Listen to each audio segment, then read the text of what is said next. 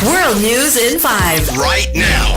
News and developments making headlines around the world in 5 minutes. World News in 5. Here on Radyo Pilipinas World Service.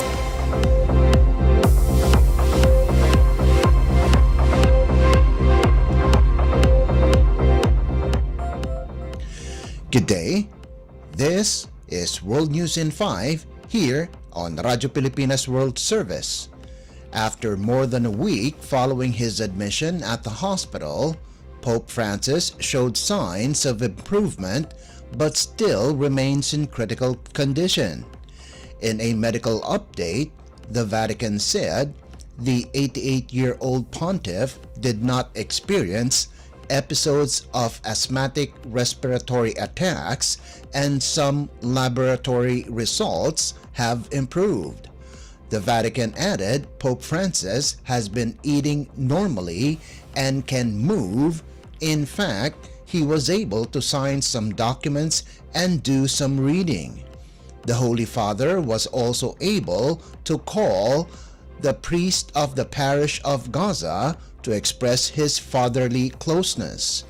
Pope Francis is susceptible to lung infections after undergoing a partial lung removal when he was 21 years old due to pleurisy.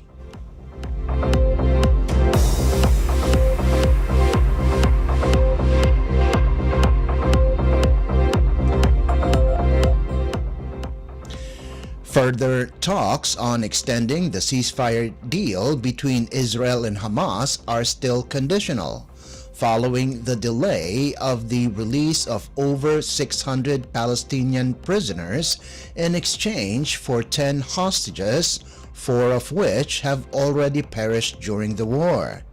In a statement, Israeli Prime Minister Benjamin Netanyahu's office said, the release of prisoners is delayed until the release of the next hostages has been assured and without the humiliating ceremonies. The ceasefire deal's first phase will end on Saturday, 6 weeks after both sides agreed to a temporary halt to the fighting. A senior Hamas official has called on the United States and mediators to put pressure on Israel as the entire deal is in grave danger.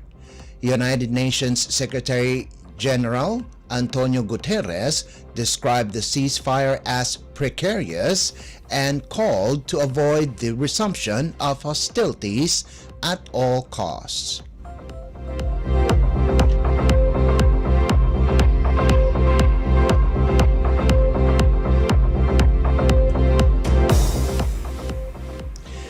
And news from the Philippines Foreign Service Post, the Philippine Embassy in Korea hosted a get-together and sharing session with Filipino creatives in Korea at the embassy's new Hobby Lounge. Philippine Ambassador Teresa Dizon de Vega, along with Deputy Chief of Mission and Consul General Victor Romulo Israel, Vice Consul Jillian Demuno Cornista, and Cultural Officer Anthony Cornista welcomed Filipinos who undertake acting, modeling, hosting, performing, talent management, and influencer work in Korea to the activity. Some of the participants have extensive experience, particularly in the acting field, in various Korean content production sectors. The embassy convened the gathering to discuss further cooperation among the Philippine Embassy, the Filipinos in the entertainment, arts, and creative sectors in Korea, and the larger Filipino community. The creatives shared their current situation and concerns, as well as ways in which they could contribute to further elevating the Filipinos' presence and voice in Korea, optimizing the new opportunities offered by Korea's growing attention to multiculturalism. The Philippine Embassy will work closely with the creative sector in organizing cultural activities as well as informative welfare and capacity building programs for the Filipino creatives sector.